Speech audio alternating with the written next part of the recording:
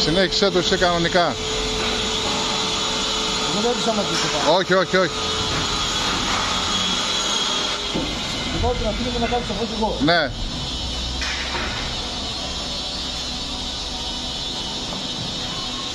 Οκ.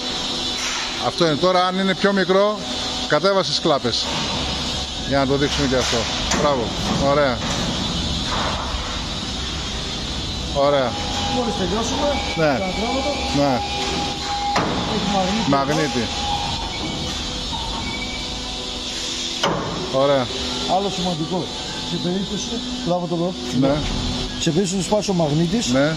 Ξεβιδώνουμε τις βίδες, στέλνουμε μαγνήτη και αλλάζει. Οκ. Ναι. Γιατί μπορεί να συμβεί και αυτό. Ναι. Πάμε.